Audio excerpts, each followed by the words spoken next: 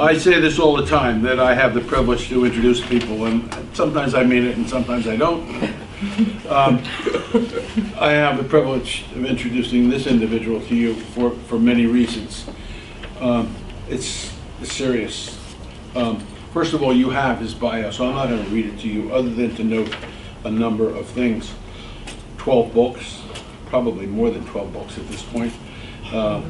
60 book chapters. So what does all that mean? A couple things. How do you, this is a professor emeritus. This is a rock star we're talking to today in the world of academic political science and global affairs. Which is to say, if you go to any conference anywhere, they're going to know him. People are going to want to talk to him. We're lucky to have him here. There are a couple of things I recommend him to you. A couple facts.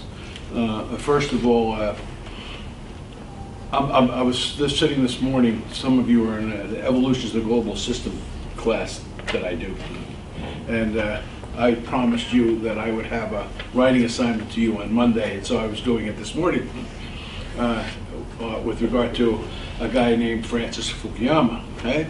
Last man, history, last man standing, that sort of thing. And why is that important? I was kind of pondering that, and I'm going, how's this relevant to my experience with Dr. Ferguson? I started my PhD studies late in life here at DGA.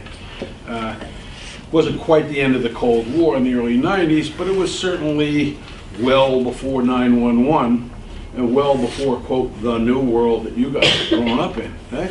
And everybody, frankly, was pondering, well, what's this new world going to be like?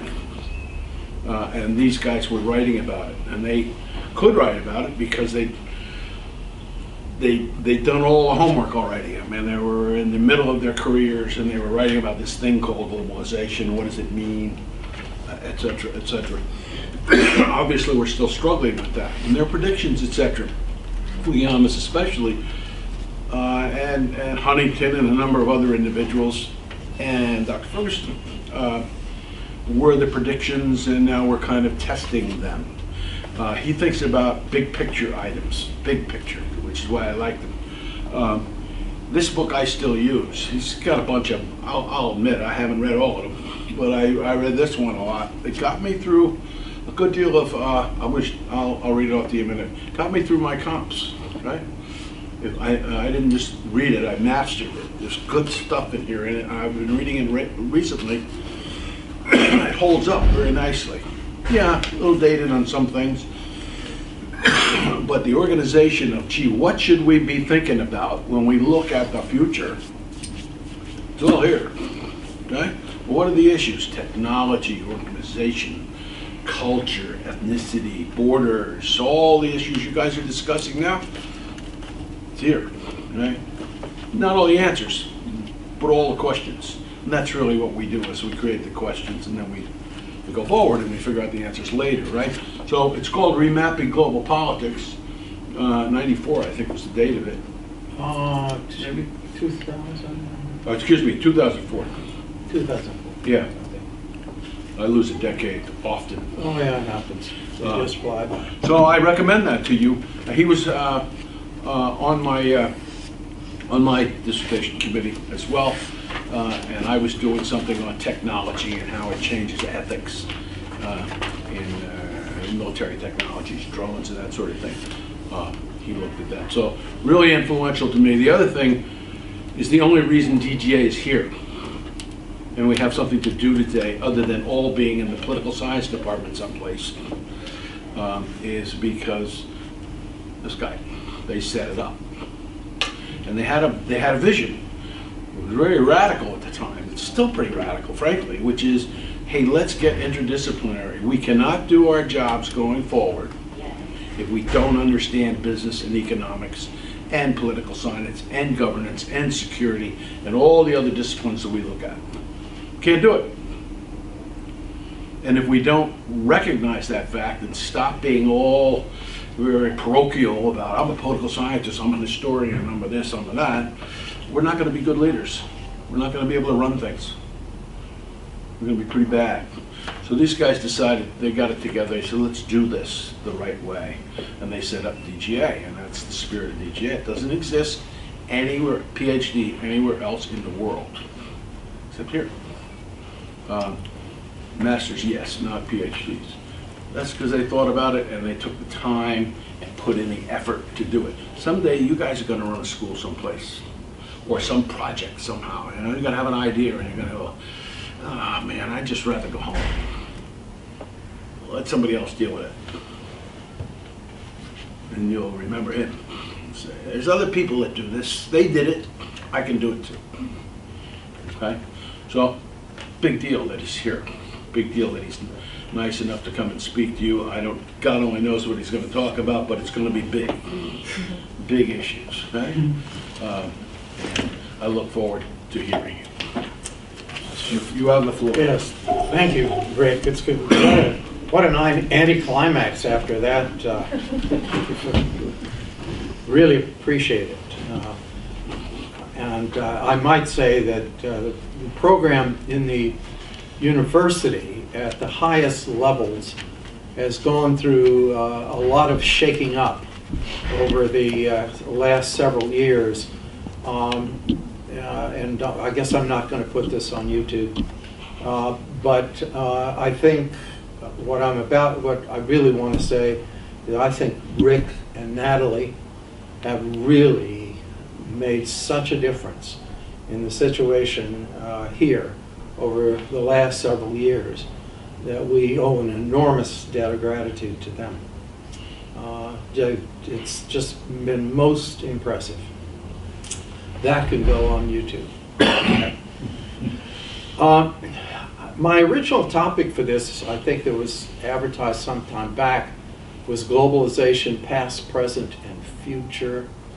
And I actually did give a paper on that in Barcelona right before the troubles there, in fact, in September. It was a very big paper. It kept going on, and I thought, well, you know, at the moment, the most relevant thing for me and for us is the U.S. and the global economy. So how the U.S. is going to relate to this world under the present circumstances, because certainly nothing is nailed down at the moment. Everything is up for grabs. If there was any order, it is shifting very quickly in ways that are very, very unpredictable. So what I did was to put the titles together. We have Globalization, the United States, and the global economies. So we'll do that this morning. I'll talk to you about, say 45 minutes, 50 minutes, and then, is that okay? Sure. Absolutely. Yeah. And then we'll have a conversation, okay? Well, start with globalization. I really got to get a little bit of this in there for you. In the 1990s, globalization became a global buzzword.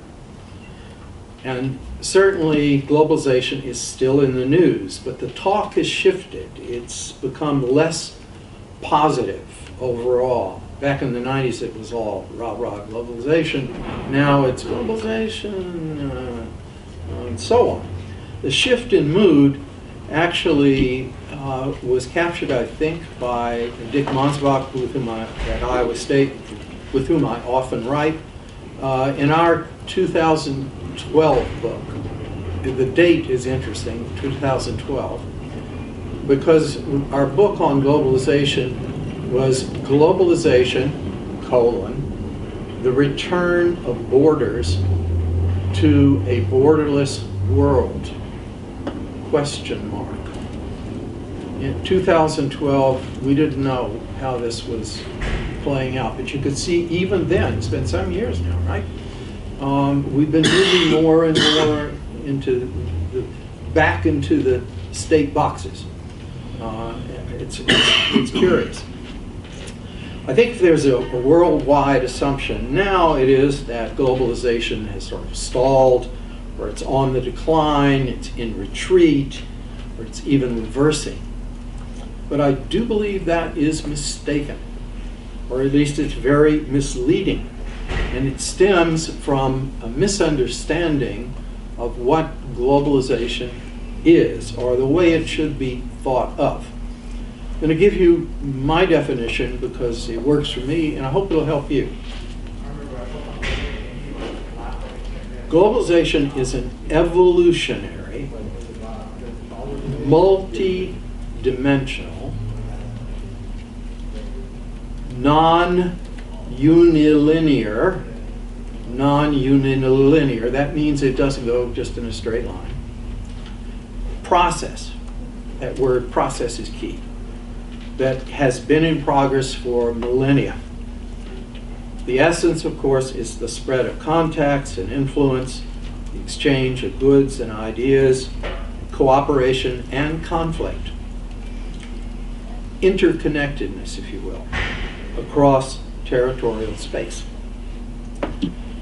That interconnectedness over time has really come to encompass virtually the whole world in some respects, and even extends out into outer space in a limited fashion. The connections are building even there.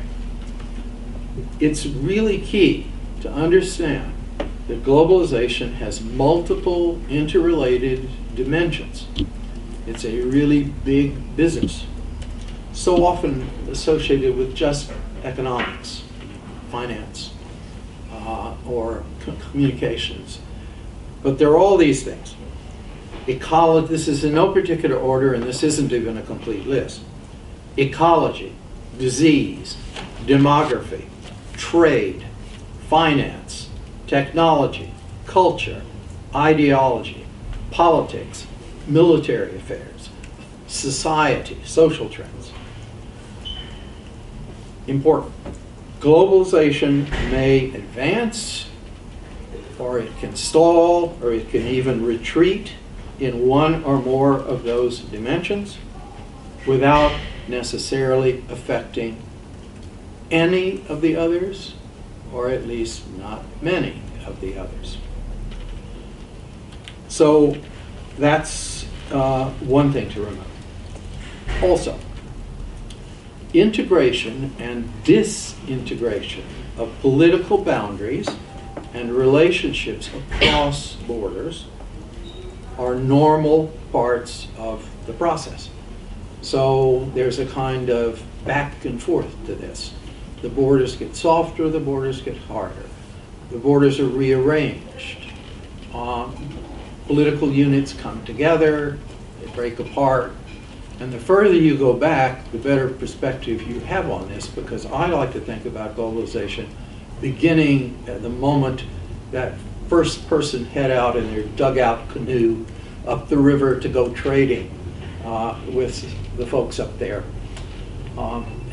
Because it's been a process like that has just been moving. Globalization in recent times has been mostly associated with the so-called global liberal order that emerged after World War II under the leadership of the United States, or the hegemony, whatever you would like to call it. But even then it was not a complete global order, because there was the little matter of the Soviet Empire, to consider, which wasn't really part of the game.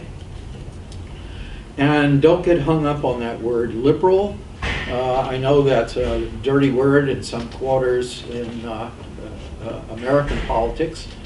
As a liberal, I understand that quite entirely, but it's not really what I'm talking about here. Liberal in this sense is the kind of thing that you associate with John Locke or Adam Smith, as little government as possible. In an economic sense, this means free markets, free trade, in the sort of ideal liberal sense. Although we could talk about the fact that Adam Smith didn't necessarily say all these things, and said some other things too, not often quoted. But in a political sense, democracy and human rights. That's the political side of the liberal order. Perhaps the height of liberal optimism was what Professor O'Meara pointed out, Fukuyama. Fukuyama rejoicing at the end of the Cold War that capitalism and human rights and free governments, et cetera, democracy, all this stuff, had won, and it was going to be that way forever. And that was his notion of the end of history. That's a phrase I think he would like to forget. In fact, he spent quite a lot of time explaining that he didn't really mean that, so on, and he's a smart guy. It's just that that was a little unfortunate, a little excessive exuberance on his part. Well, the United States' dominance of the global economy has diminished, but only in a relative sense. That is, other economies have been rising. Certainly, capitalism has triumphed. I think that he was absolutely right about that. But it's taken many forms. You've got to really look hard to find a real communist today, anywhere, I think. And that's even true of a real socialist. I mean, yeah, I know Bernie Sanders, Jeremy Corbyn in Britain, but these are fairly mild individuals. I know Bernie would just love me saying he's mild. But mild next to the kind of extremism that one associates with the far right and the left and some of the religious wars and so on. Even China and Russia today are militant state capitalists. So a true Marxist society, you don't even find in Cuba anymore, not really in Venezuela. I mean, where are you going to look for a good Marxist regime? They're just not out there. And good riddance as far as I'm concerned. But that's my prejudice. Frankly, I never believed in the global liberal political order. And it's certainly not doing very well today. One of the really ironic things, I think, is that anti-globalization as a political movement has itself become globalized. It seems just so neat. Anti-globalization has become globalized. Well, there are also strong illiberal political currents. Most established democracies, including our own, are caught up in domestic political conflict so severe that they often seem just paralyzed. And this is not just an American phenomenon, I have to tell you. Most of the, I spend half of my year in England. They're just in a state right now. I've never seen anything like it in the years that I've been going there. Populism in various forms is the global political virus of the day. And however much it is an understandable reaction to legitimate grievances and the failures of traditional political parties and elites, it also, we all know, has an ugly side. The list of countries where populism is a major or at least significant political force is long and sobering. To start with the United States, the UK, if you think of Brexit as partially a populist movement, and I think it was, the Netherlands, France, Germany, Denmark, Norway, Latvia, Switzerland, Austria, in the news the other day, Czech Republic, Italy, Spain, Slovakia, Hungary, Poland, and Greece. Now, not all of these populist movements are right-wing. In fact, some of them are not even very extremist. For example, in Spain, I'm not talking about the Catalans. I'm talking about Podemos, which is really a reformist party. I would say if I had to live with a populist movement, that's one I could go with. But it certainly stirred the political pot there, and the Catalans are doing more now. There has been in most of these movements, or many of them, at least some neo-Nazi or racial supremacist, ultra-nationalistic, or openly anti-Semitic elements. They're certainly present in the United States, in France, in Germany, the Netherlands, Italy, Austria, Hungary, and Greece. A number of the populist leaders, I think this is extremely interesting, have also openly expressed their admiration for Putin and to flock together. And this reflects, I think, a kind of penchant for authoritarianism in the movements. A strong leader who's going to bust heads. None of these namby-pamby politicians. We're going to get rid of all those, and what we need is somebody who's going to stand up to them. And in that sense, Putin is a figure that appeals somehow. So if you go to the Middle East and Asia, personalities like Erdogan in Turkey, who's a perfect example of a populist. Duterte in the Philippines. Maybe even Modi and his Hindu nationalists in India. Certainly started out pretty vigorously. Had kind of moderated over the years. Then there are the disintegrators. Most recently, the Scots, who may be back again soon. Who knows? The UK with Brexit, and now the Catalans. I like to emphasize the other side of the equation. So you need to think about this. As things are falling apart, and as countries are withdrawing from this organization and that organization and so forth, think about the ties that bind. I really recommend reflecting on that.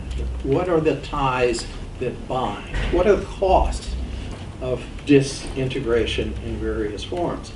Breakaway movements are rather like the populists.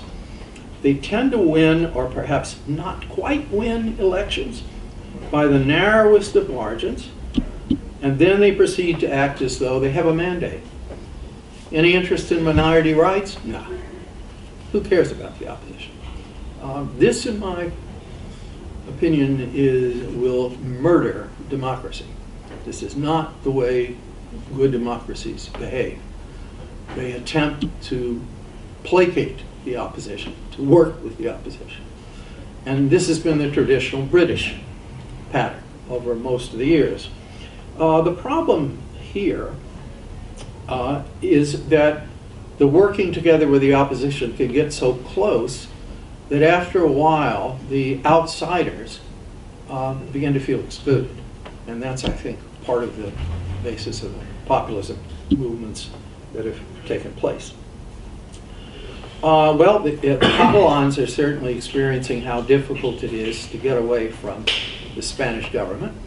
And indeed, you might get the impression, or not get the impression from the newspapers, but opinion in Catalonia is very evenly divided on the independence issue. In fact, if you actually look carefully, there are more people in favor of staying in than getting out.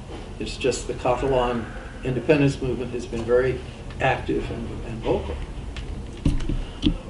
And the Spanish government knows that, and that's one of the reasons they're being as forceful as they are.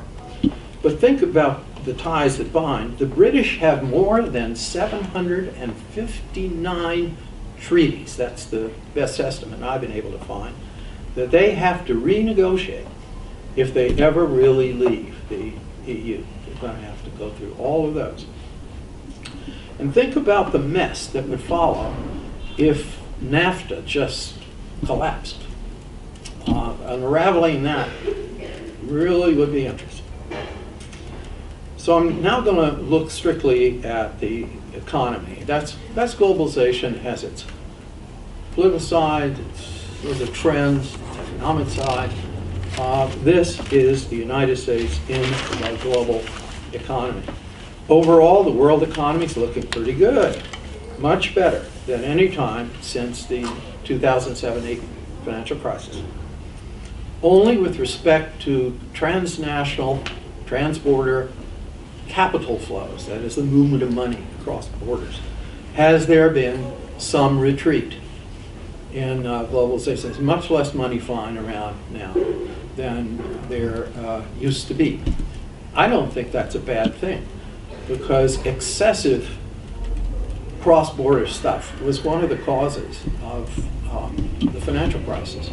It was like a house of cards. It just unraveled all of a sudden. It's probably a good thing to cool off that.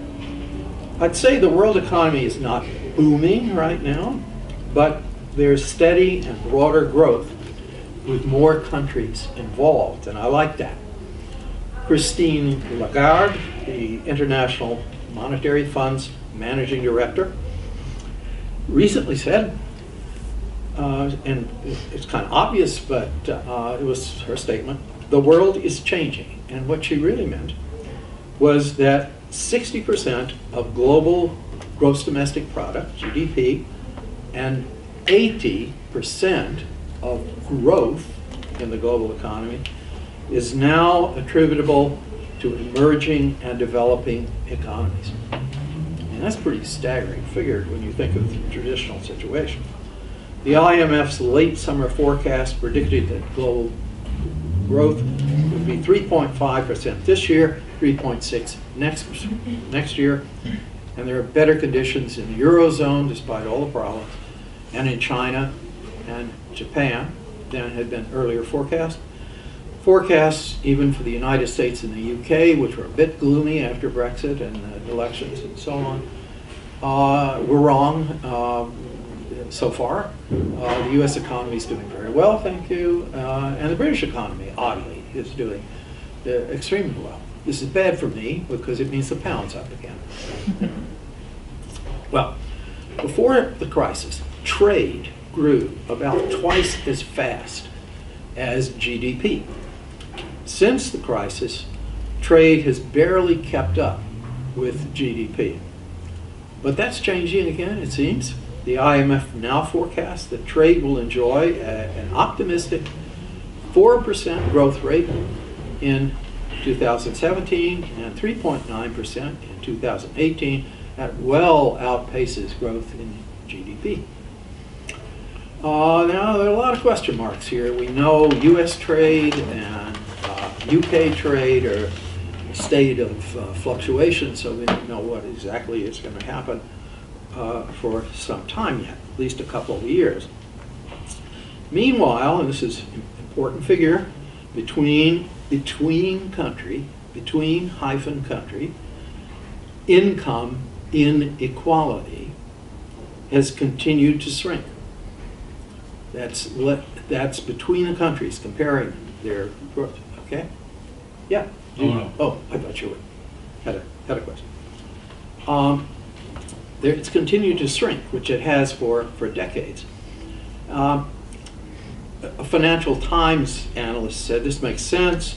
Growth in advanced economies suffered a deeper and more protracted collapse than the rest of the world, which had already been catching up rather quickly. In fact, I sort of look at it as the financial crisis really socked it to the main centers of the sort of global economic forces.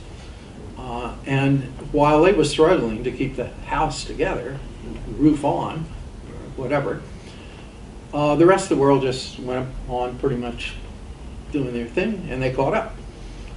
And they weren't near. China, for example, weathered the financial crisis very well. And that's been a kind of broad pattern across the world. So whatever else might be said, globalization, especially engagement in global markets, has helped to lift countless millions out of abject poverty, mainly, but not exclusively, in Asia. So note also that that is not directly correlated with free trade. For example, because of early and persisting neo-mercantilist policies in China. Yes, the successes are there, but they're not necessarily globalization in a free trade direction.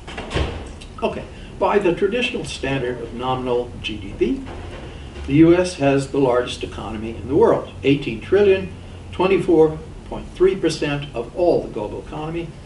China's rank is second at 11 trillion, 14.8% of the global economy. Japan, 5.9%. Germany, 4.5%. That's one standard. That's traditional standard nominal GDP. By the standard of purchasing power parity, or PPP, which the IMF and the World Bank use, and we can talk about that later, it's a complicated measure, China's number one. And then the list goes down. U.S. second, India third, Japan fourth, and Germany fifth. I think both of these measures measure important things. So the truth lies, in my opinion, somewhere in between here. That's the way I like to think about it, but it's difficult to get the figures. It's a whole different way of looking at things. In the United States, there's recently seemed to be a disconnect between the astonishing disarray in Washington politics and the steady progress in the national economy to a 3% growth rate, which is the highest in 2 years. And not to mention the record heights to which the U.S. stock market has repeatedly soared.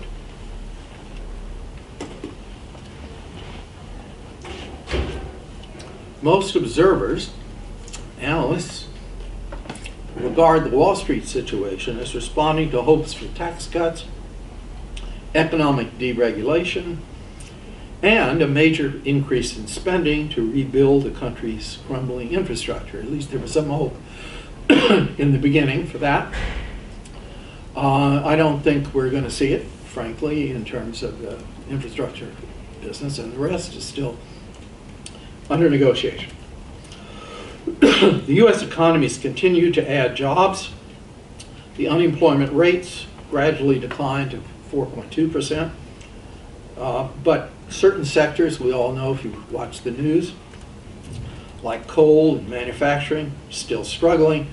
And there's a hard core of chronically unemployed who've given up looking for a job, and they're just not in the statistics. You've got to apply for unemployment benefits to be in the statistics. And you can only have them for a certain period of time. But since 2000, I sound like the president now, the U.S. has lost 5 million manufacturing jobs. Some say 6. Yeah, and it could be 6. But why do we lose them is the question. Part of it has been advancing automation, which has moved at a much faster rate. With each year, it seems to be growing. And I've looked at all the studies about the movement of jobs outside the country. I was really interested in this. And you get estimates from the good work. I mean, we're not talking the fringe studies. The really careful studies. We've lost 15% of those manufacturing jobs to foreign competition, or 50%, and everything in between. These are the experts in these fields. It's just so hard to determine for an individual job, or at least for a set of jobs, why they went somewhere else. So the point is, the jobs were lost. In fact, the overall job picture in many countries, including the United States and in Britain and Japan and a whole list of others, a country like Norway, for example, now that picture for the jobs looks as good as it ever gets. It does not get any better in terms of the official unemployment rate. But that is not the whole story. First of all, there's an underlying puzzle. Generally, when unemployment rates are low, labor markets are tight, and therefore wages increase. I'm sorry to be discussing something here that's going to be painful to some of you, but you know it well enough. Wages, in fact, have been flat, relatively flat. And this is not only in this country. Remember, I do globalization. I look elsewhere. And it's the same pattern being repeated in the established markets. And I think it's something to do with the populism. And the reasons for the low wages are probably that unions have been in decline. They've lost a lot of their clout. Employers have been filling, and this is the painful part, many, if not most, of their newer vacant jobs with part-time or temporary employees, including some immigrants, but that's just a tiny part of the overall story. And finally, automation in various forms.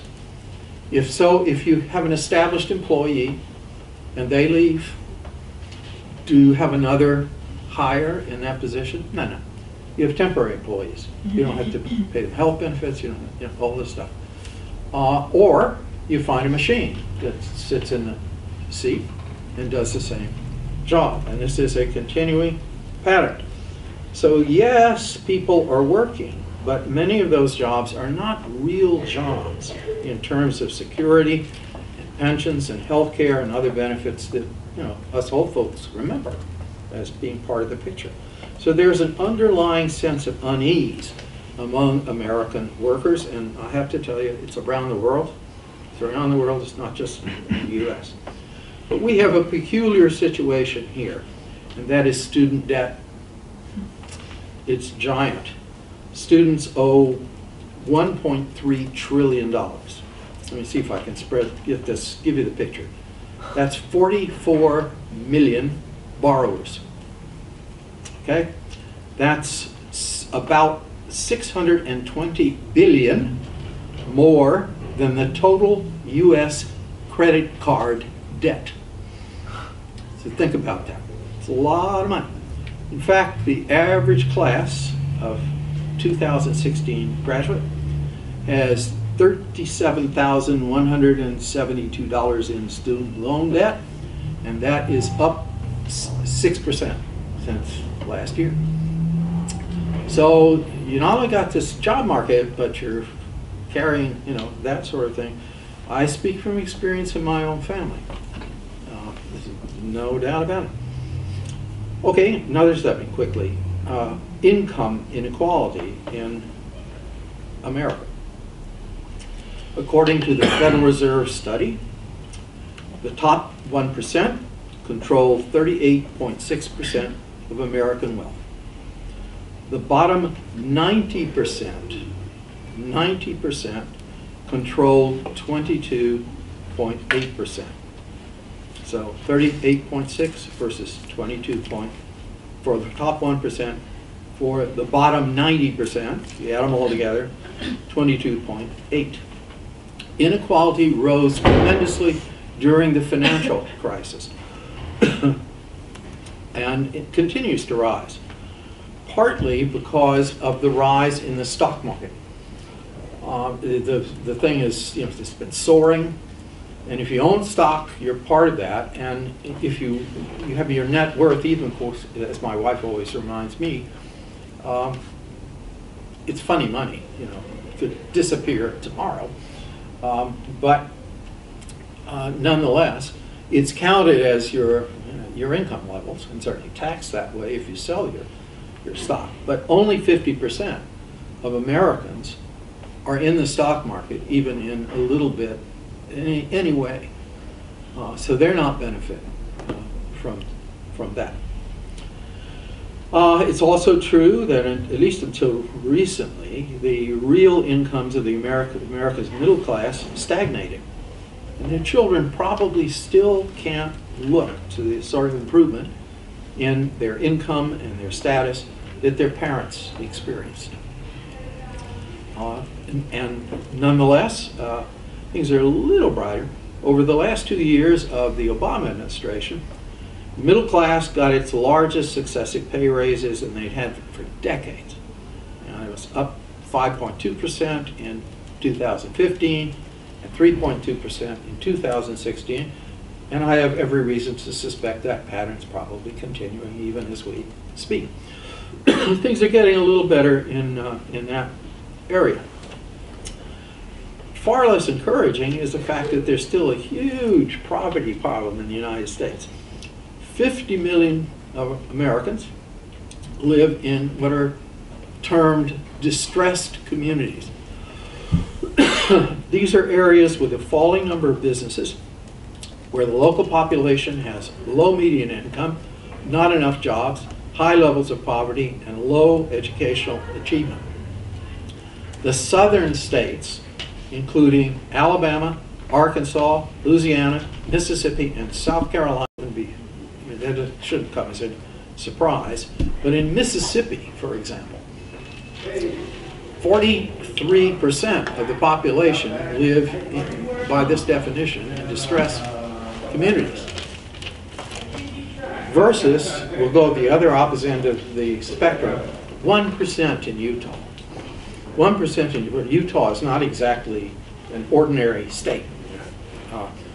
The rest, so most of this problem is clustered in the South, but the other 50% is spread around to other places.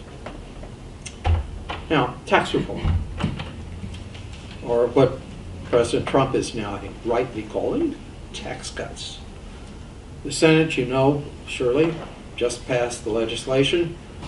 So tax cuts are apparently going to happen, but we don't yet know what will actually come out of the House, nor what will happen when the Senate and the House get back together when they pass different versions. So it's all speculation at this point. But I think it's worth noting what the original proposal that came down from the White House, with the White House's suggestion, would have done. Basically cut corporate taxes, eliminate what's little is left of the federal estate tax, gift taxes, and the alternative minimum tax. Now, from my perspective, given all the concern about the soaring federal deficit in recent years, it's interesting that the estimates suggest that the proposals as they came down would lower federal revenues by $24 trillion over the first 10 years. This is something you would expect the deficit hawks in Congress to be talking about. And maybe they will. I mean, they may come out of there very quiet right now. Very, very quiet, strangely quiet. But maybe behind the scenes in the House, some things are taking place. But the income inequality is certainly not going to be helping here. The taxpayers in the top 10% under the original proposal would get 50% of the benefits, and the top 1.1% would see their after-tax income increase 10.2%. And then if you look at taxpayers in the bottom 95%, you see that the average increase would only likely be, at best, between 0.5 to 1.2%. So this is I'm not trying to be polemical here, this is a regressive piece of legislation. And it does rest on the sort of notion that trickle down, really does happen. Wealthy, help the wealthy, everybody else benefits. They make jobs, et cetera, et cetera. Well, not going to go there. But what I do want to do is bring in the globalization stuff again. This isn't domestic politics for me. I look at it from a different perspective. Corporate taxes appear to be going from a basic rate of 35% to 20%.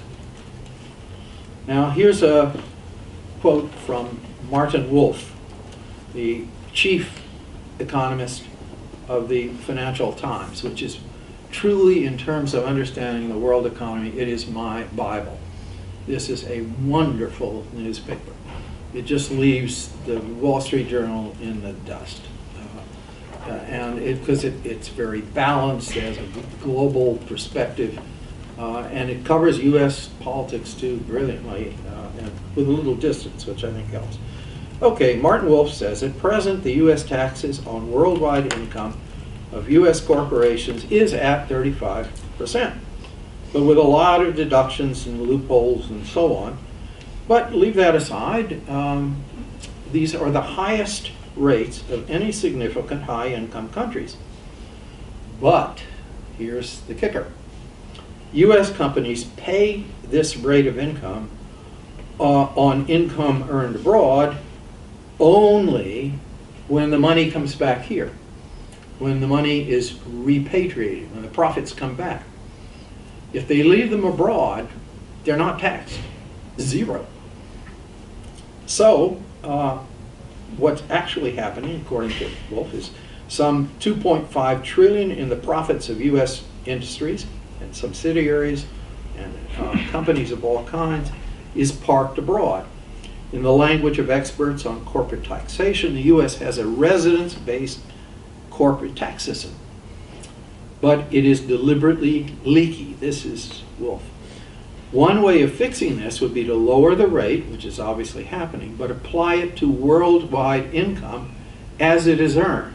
Doesn't matter where you have it, you keep it, where you park it. If you earn it, you pay on it. Now that is pretty much the way I'm taxed. The United States is pretty good about reaching out to its citizens and getting their money out of abroad.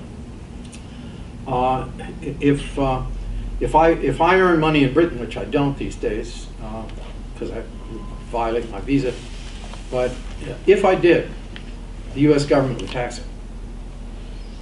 And they might, under the rules, give me some benefit for the taxes I have to pay for the British.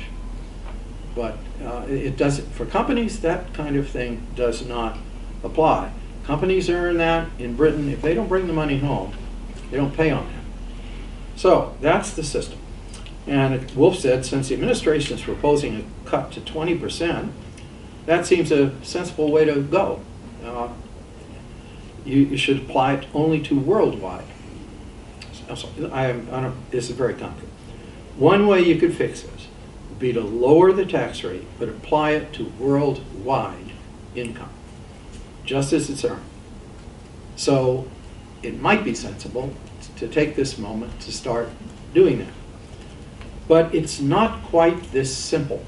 Now here's where politics stands aside to globalization.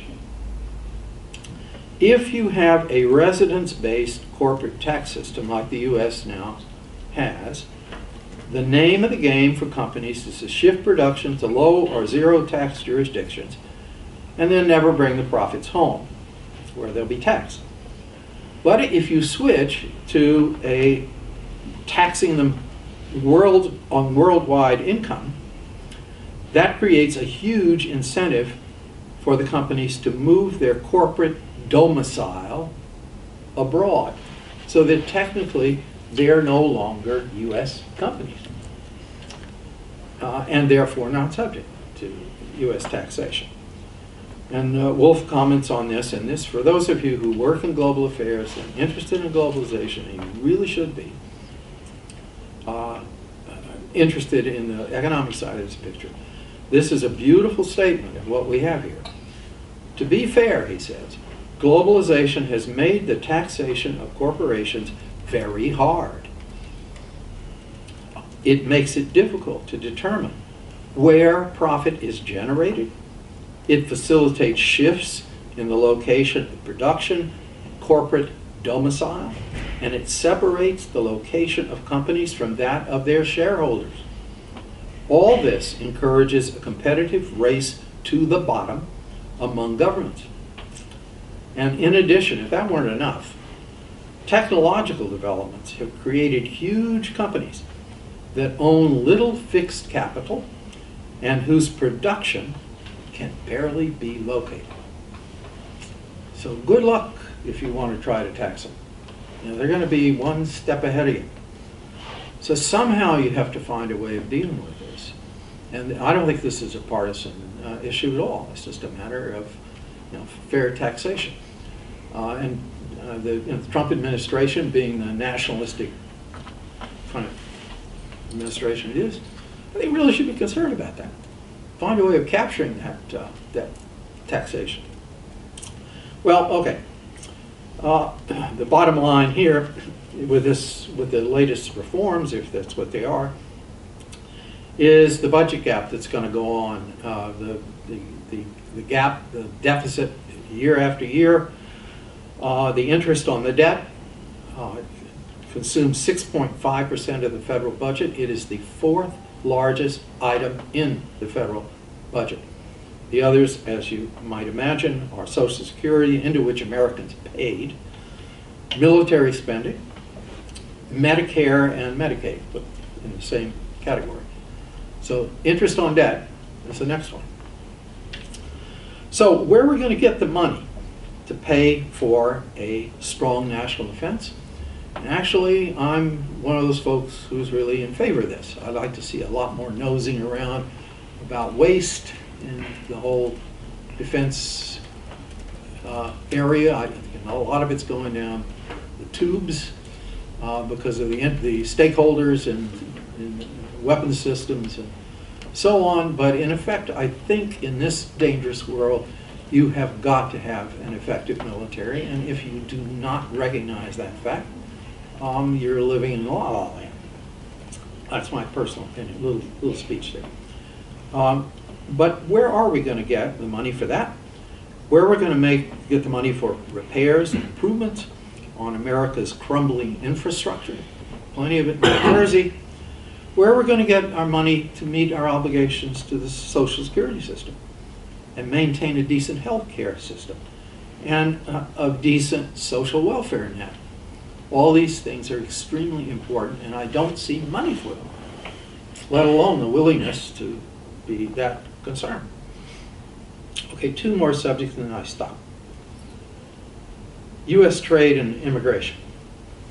Historically, free trade has been championed by the country that at the time had the most to gain from free trade. Free trade, some people think, is almost like a religious idea. In fact, it's always been a self-interested thing, championed primarily in the 19th century by the British and in the post-war world by the United States. Who was going to benefit most from that? Of course, we were. And I think we thought generally it was good for everybody. Well, that was then. And now we have more competitors. Since 1975, the U.S. has had the world's largest trade deficit. Some economists, it's worth exploring actually, if you're interested in the subject, really argue that trade deficits are not a big problem at all. The United States has had some of the most prosperous years and growth in years of high trade deficits. It just means there's a lot of money out there flowing around to people to buy. I happen to share that view, but then I'm not terribly worried about the national debt either. For some, and economists argue about that. Yes, the interest is bad. What I worry about, though, is the lack of money through taxation and revenues to pay for the things that we absolutely have to have. Well, anyway, the 2016 trade deficit was $5.2 billion. And you might be interested, our biggest exports were commercial aircraft, automobiles, and food. And our biggest imports were automobiles and petroleum. A little less of that now because of the in the importing part of it because of shale, and cell phones. I was surprised to see that on the list. Good old Apple. Well, there are three reasons why we run a deficit with a particular country. They produce things more cheaply, one reason. They don't need what we have, or they trade a lot with us, but still we import more from them than we export. So our deficit with China and Japan fall into the first two categories. They can produce things more cheaply, they don't need what we have. Our deficits with Canada, Mexico, and Germany fall into the third category. We trade a lot with them, but they don't buy as much from us as we buy from them. Our 2016 deficits with Mexico, Japan, and Germany were each over $60 billion. That with Canada, $11 billion. And China was a huge $347 billion deficit, more than all the other deficits combined.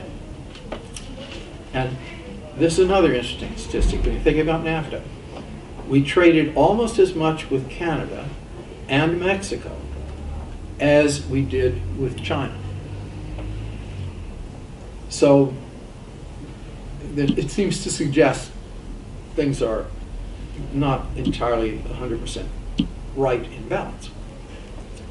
Well, you know probably through your courses and experience in world affairs that the long trade story, so I'm not going to go over all that for you. The foundation of the GATT agreement in 1948, the lowering of tariffs. They're only a small fraction of what they were at the beginning of the whole process. The GATT proceeded on the basis of the most favored nation principle, which means that if one country or another country or two or three countries got together and cut tariffs for one another, they had to extend that same benefit to all the other members of GATT. So over a period of years, tariffs got lower and lower and lower, and now really they are a small problem. Tariffs are not the problem in world trade, not yet. They come back in a big way, but at the moment, not really terribly serious. Also, the GATT was really good in generating rules about dumping of goods, which roughly speaking, there are technical definitions of this, but basically it's you export and sell in another country goods that you, at a lower price than you would sell them at home, and they cost really to produce. It's a matter often of getting market share someplace. You have a cheap price, you sell, get rid of those automobiles, and it's dumping, and it's considered now quite realistically, and by many countries, and by GATT, as an unfair trading practice. And justification for you to slap punitive tariffs on. You may not need GATT's authority to do that, but it helps to have that legitimacy in doing it. GATT evolved into the WTO, and the main addition of the WTO was a dispute settlement mechanism, which has been extraordinarily important. One of my PhD students here did their dissertation on that subject. Since 1995, when it was founded, member countries have brought 500 or more disputes to the WTO, and there have been 350 or so rulings, and practically all the rulings have been accepted and carried through. So it's been a wonderful way of resolving complaints on things like dumping and other questions. It's kind of institution you'd have to invent if it didn't exist, it seems to me. Well, the pace of multilateral trade deals has really slowed, and for good reason. First of all, the task of getting tariffs lower has already been completed, or mostly completed. So now what the WTO is focusing on is keeping this from reversing and combating the protectionist sort of flood that's happening around the world, not just in the United States. Another reason is it's getting harder and harder to negotiate deals because there are more and more members of GATT. In the beginning, the deals were between 23 countries. Now there's 164 countries in the WTO. It's hard to come to an agreement with that many. Russia joined in 2012, but most, very significant, China came in 2001. Big step. And China and the other developing countries came in under special rules that allowed them much more leeway and time to reduce their tariffs. Everybody agreed to this, that's fine, your developing country wants you in the system, et cetera, et cetera. Well, the problem here, as you can see for all I've been saying about the growth in the world, the developing countries are less developing now, many of them. They're major players in the global economy. Many of them are not all that struggling. Chinese say, yes, we are a poor country, and if you look at the statistics, yes, there's a considerable amount of poverty, but an awful lot of that problem has been solved in China. Let's put it this way, I'm not feeling too sorry for the Chinese at this point in that category. And their tariffs are 3 times our tariffs on their goods. And this is allowed by GATT because of they forgot to say how long you could go on with this from the time you entered. In other words, was there a sunset clause on this? And with all these new members in, it's hard to get agreement on shutting that privilege down even for in one country or 2 countries, let alone the whole system. So this is one of the reasons for the trade deficit. And another reason is that, I mean, quite frankly, I love the Chinese, I'm interested in the country, I'm terribly fond of the political system, but quite frankly, they play rough in the trade game, and for many years did, without question, manipulate their currency so that their goods were a lot cheaper than they would otherwise normally have been. Well, I have to stop. Give me just 1 second to wrap up. After the worldwide trade agreements began to fizzle, I mean, they just weren't, nothing more was going to happen. Attentions shifted to some of the regional trade agreements, and there was a hope for an agreement with Europe, U.S., Europe, and there was remember the famous TPP, the Trans-Pacific Partnership, which every presidential candidate in the United States elections hated. Clinton, a little less enthusiastically, hated. She said, I'm not in favor of it as it currently exists. I don't know. But certainly Sanders didn't like it, and Trump, in his second day in office, killed American participation in this. I think that was a profound error, frankly. I can't go into all the details here about the treaty, but it included 12 countries: Australia, Brunei, Canada, Chile, Japan, Malaysia, Mexico, New Zealand, Peru, Singapore, the US, and Vietnam. China was specifically excluded. And the Machiavellian design in this was the assumption that the Chinese would wish to join and would, in fact, in time, shape their own trade behavior into the liberal direction that the treaty had in mind. That was part of it. Well, be that as it may, TPP, at least for the U.S., is dead. Some of the other members are continuing possibility of implementing it. But I think we lost a real opportunity there to shape some Asian rules. And by the way, the Chinese had adjusted to the TPP. Some of the literature was beginning to say, I was watching this very closely, you know, I think we can live with this thing. And maybe it was good for us. We need some reforms in our practices, and this would be a good incentive. So we blew that.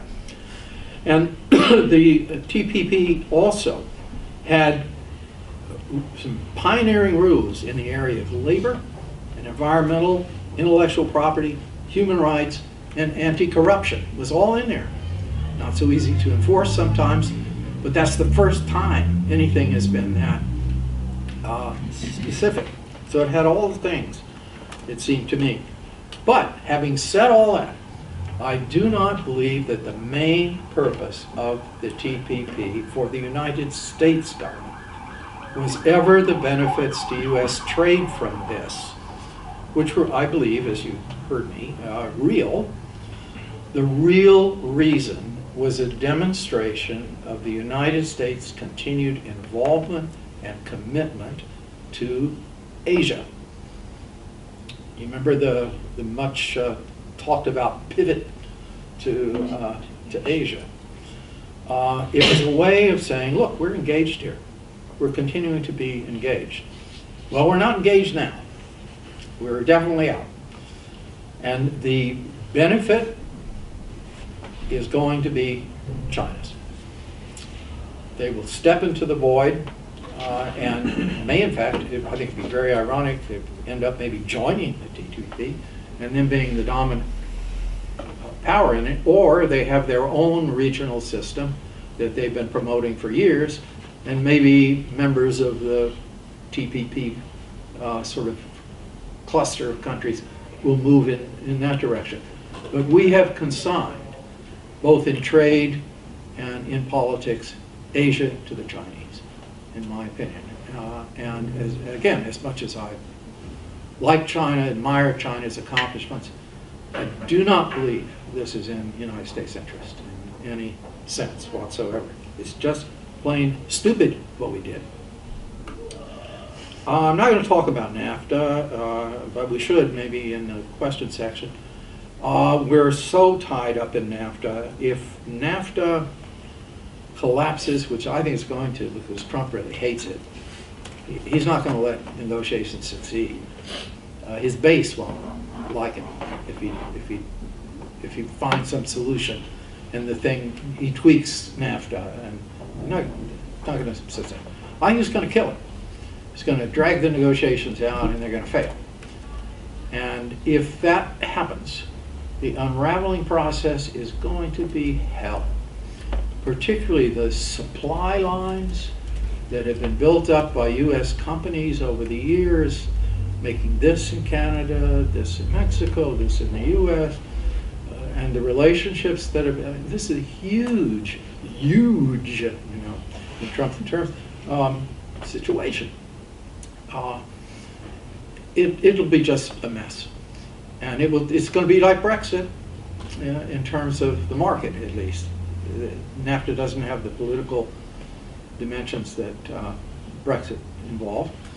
But it's another thing. This is one of these cases of, in my belief, an agreement that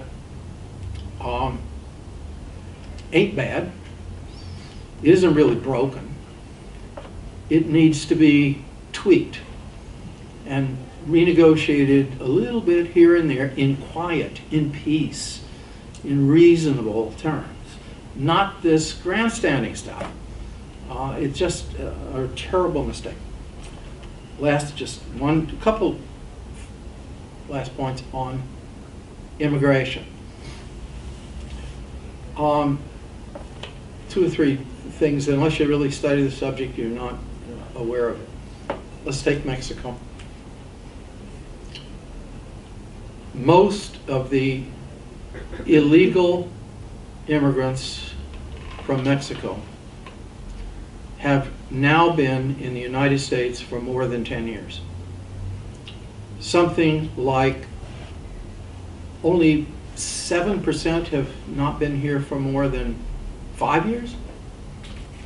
So, bottom line, the Mexicans have been here for a very long time. I grew up in southern Texas. They were there when I got there.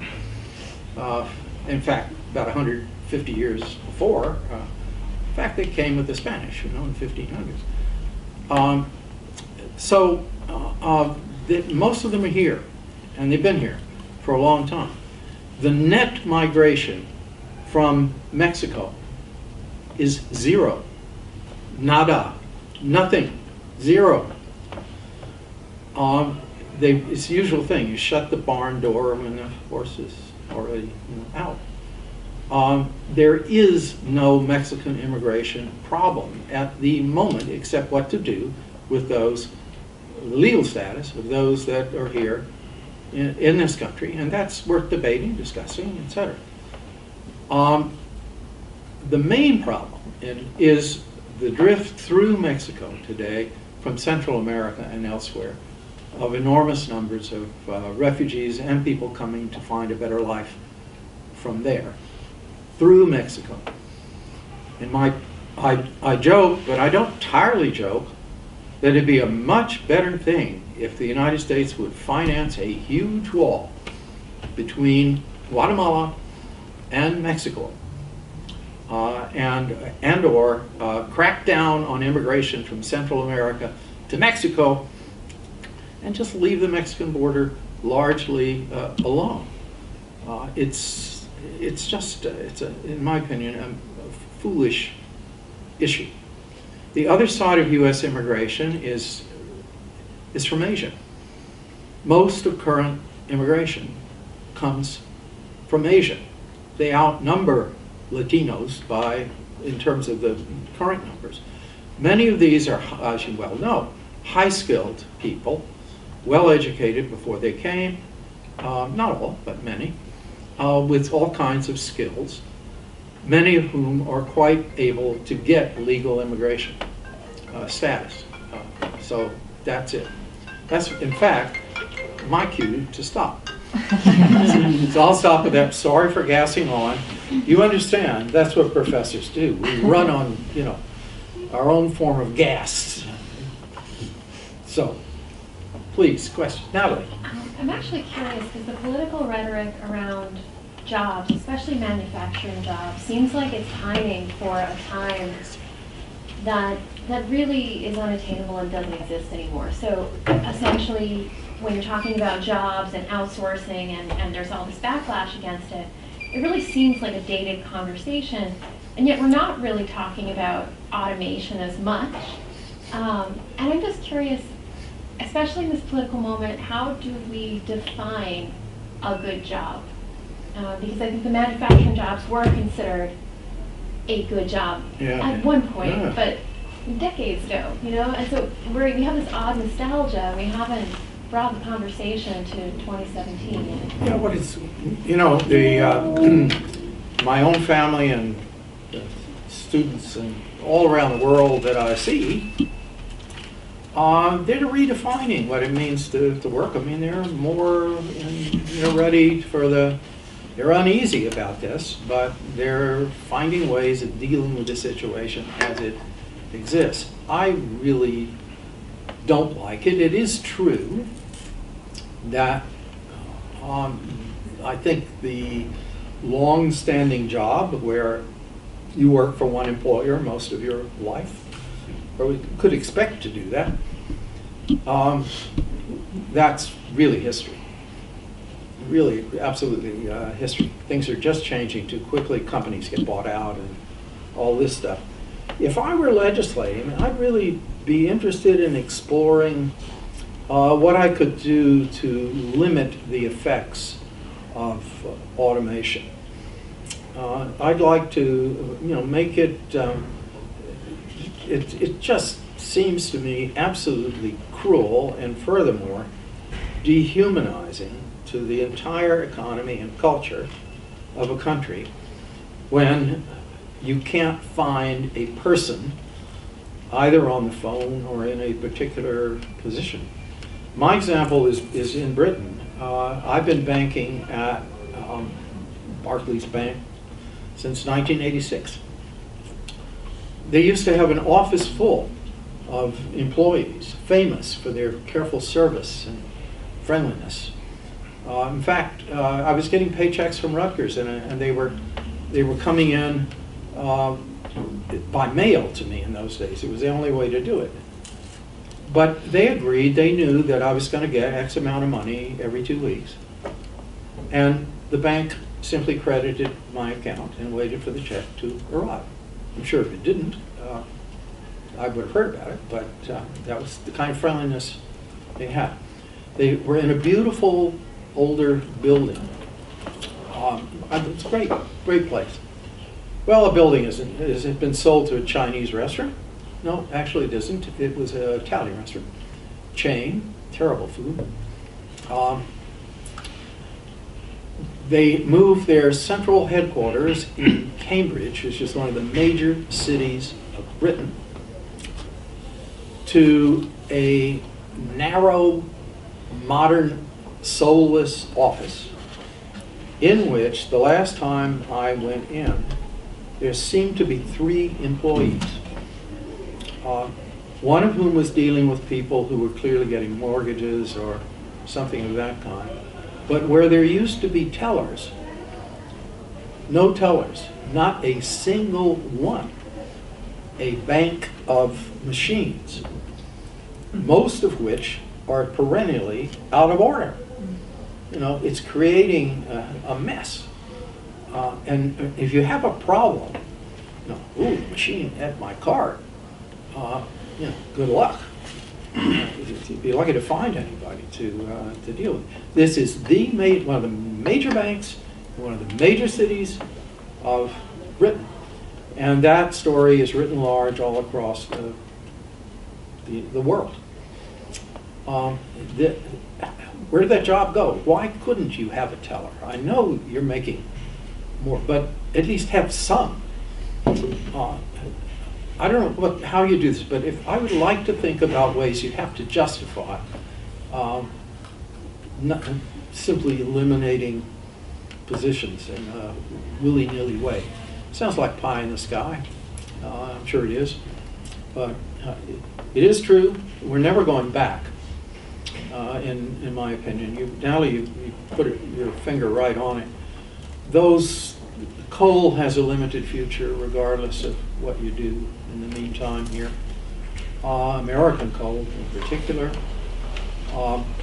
Those manufacturing jobs, are they really going to come back to the United States? Most of those industries are struggling all around the world right now. What is going to be America's competitive edge?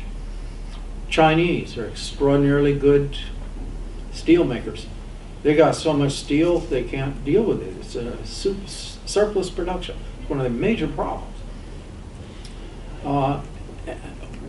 What are we going to do? How are we going to bring steel jobs back?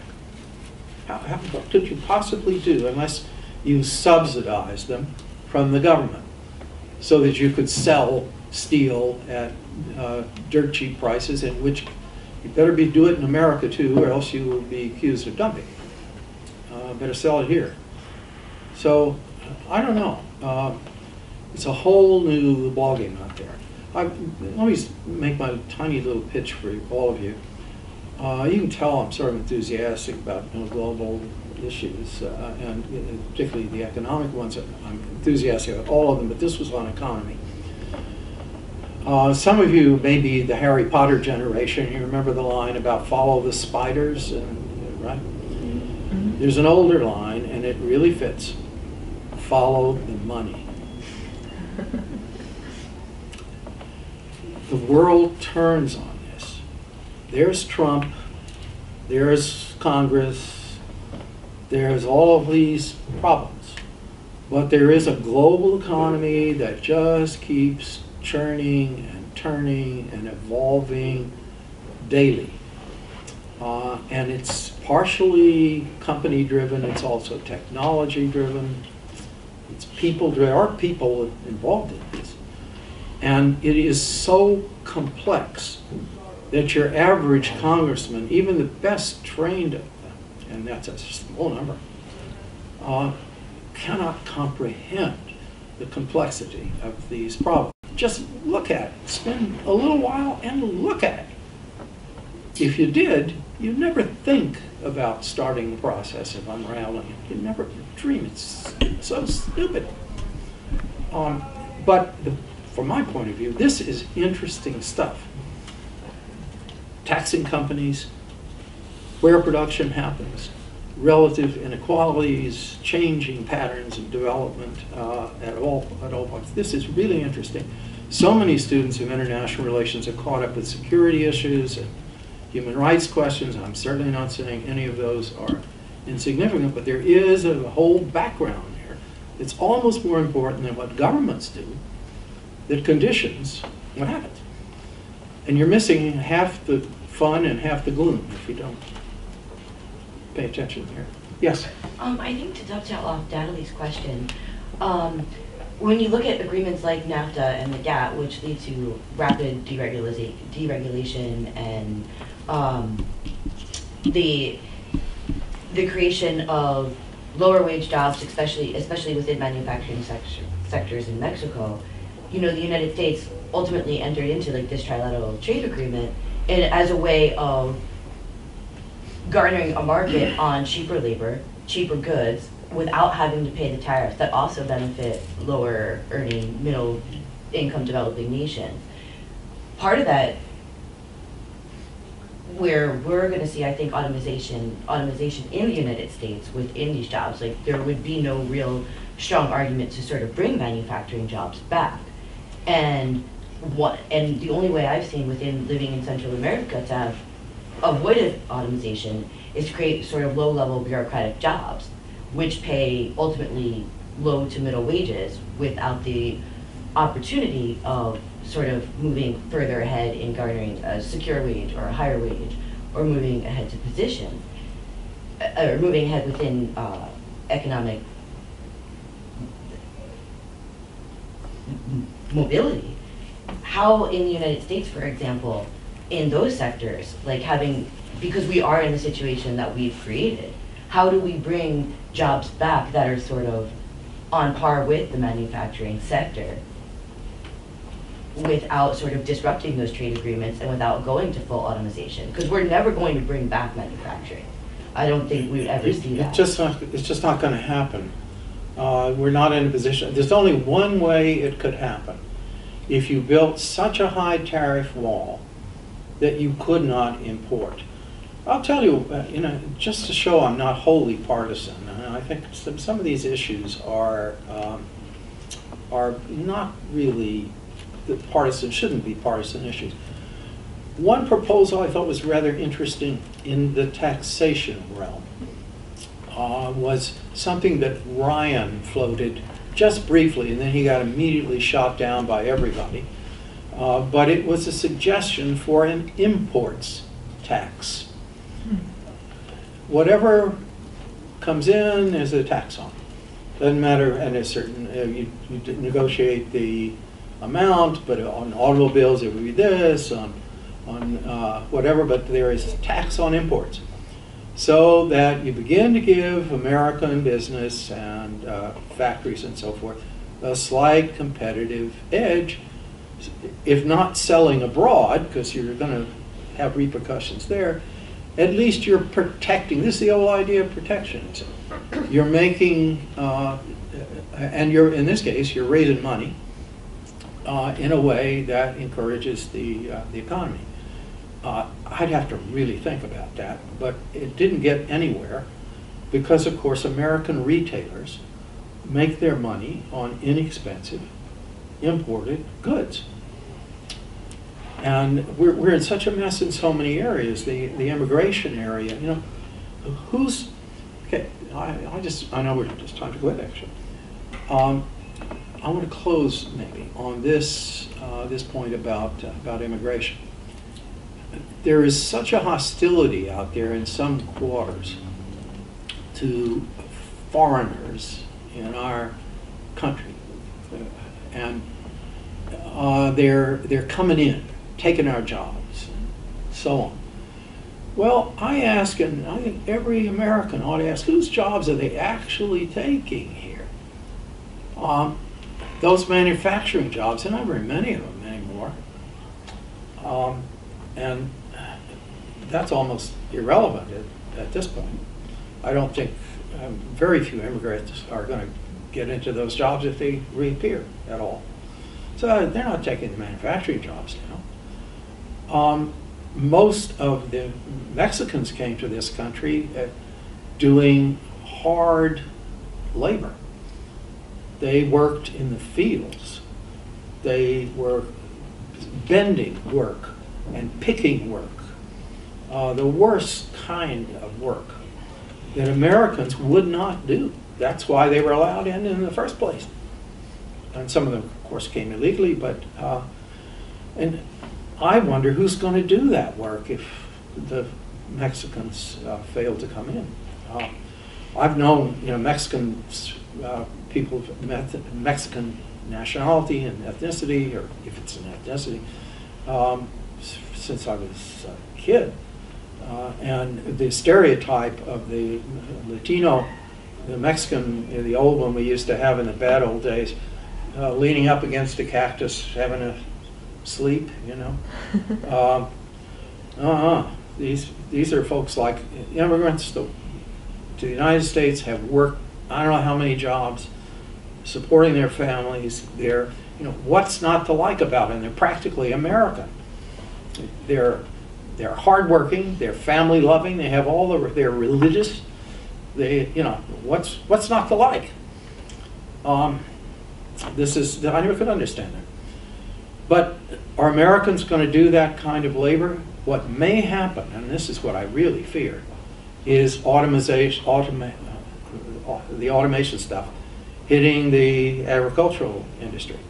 Even machines picking the apples and peaches and things like that. That's what's happening next.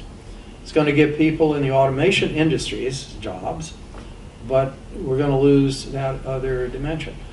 But you don't want to get ahead of this, because a few years ago, Obama cracked down on illegal immigration, and there was a short period of time when a lot of people were deported. The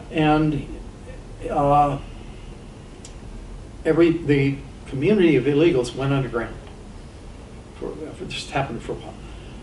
Georgia, which is famous for its peaches, it is the peach state. The peaches rotted on the trees. Nobody would pick them. And they brought in people from all around the country to try to do it. And they didn't. You got 10% of the peaches. The rest just killed them. So there's that. Now, the Asian immigration, which is legal, most of it. Yes, you could argue these are people taking high-tech jobs and so on. I don't think so. I look at what your sort of Native Americans, I don't mean what used to be called Indians, they're not going into these industries and into technical fields. Look at NJIT up here. 90% or more of the students in NJIT are foreign students or those of foreign ancestry and so on. You're sort of basic Trump American, solid Tennessee whiskey, gun loving, they're just not there. They're just not there. And they don't want to work in focused technical kinds of positions. They're looking for bigger pictures. Now, I say that my oldest son is in this industry, but are they going to come and fill the jobs? No need to protect those jobs. We can't find enough of them. We can't find enough people to fill them. And they're going to be growing very, very quickly. The country has been built on immigration over the years. This is who we are, where we're, as I used to say, we're all of us immigrants. Everybody in the United States has a history of immigration. Even the Native Americans who came from Siberia, originally. Now, admittedly, if anybody has to have a claim of being a real founding type person, they have it. Other than that, we're all immigrants. It's just when we came. So, I think it's sort of un-American to tamper with that. If you got the time, I got the time. But I think everybody should feel free to skip out. It's not a question, but it's just a comment. Sure. I picked up the first movement on globalization probably started at the first fall of the canoe going for trade. But what I'm trying to say is that there's a whole lot of uncertainty about the future, because nothing is cast, nothing is solid. For you guys that have been studying globalization over a while, the point we are now and where we are going is just time. Nobody knows. Nobody really knows if they're being honest about it. The only thing I can say is it helps to have historical perspective on this. This is just a little plug. You don't have to read the whole book because this is a bit, 2012, it's already, the statistics are out of date. But there's a chapter in the book called Globalization, and it's Ferguson and Mansbach. It's chapter 2 or whatever. It is basically a short history of globalization. Honestly, I do know the literature out there, and this is the best short history of globalization that exists, in my personal opinion. It's a better overview of the process than exists anywhere else. There are good books on globalization, and we're probably going to go back and rewrite that book. We have a couple of other books we have to do first, but at some point we hope things will slow down enough in the globalization area, because everything is in flux now. We'll be able to say something meaningful. But if you look back, there are patterns in this globalization process. It's been going on for a very long time. Starts and stops, collapses, where almost nothing happened. For example, good example, this is the end of the Bronze Age in the Mediterranean. Nothing. And yet, everybody seemed dead, really. And then the Phoenicians go sailing out to the Mediterranean, and another era begins. That is a little oversimplistic, because one of the things that has suddenly dawned on me in the last few years is that, of course, we focus in our Western way on the Greeks and the whole stuff. Incidentally, I go back to Nineveh. It really goes that far back. And I wasn't taking that. I don't think the Greeks are that important in terms of colonization, yes. But if you look at the Greeks, they planted settlements all over the Mediterranean. Well, what is usually neglected, because it's non-Western, was what was happening across the Mediterranean. We now know there's more literature on this. This migration was taking place, colonies being planted and so forth, and being founded from Africa, northern Africa in particular. So they were meeting the Greeks. And all of that culminates in a later stage of history as the Carthaginians. And of course, it's never really ceased. It's a major part. Also, if you actually look at it, it's hard not to admire what globalization, in the sense of interconnectedness, has brought to the world. I was about to teach today Professor Mira's class this evening, because he was going to be away this week, but he decided not to be. So it's not this evening, it's tomorrow. I was going to do that one for him because he was going to be away. I'm a little relieved I can just put up my feet and not do that.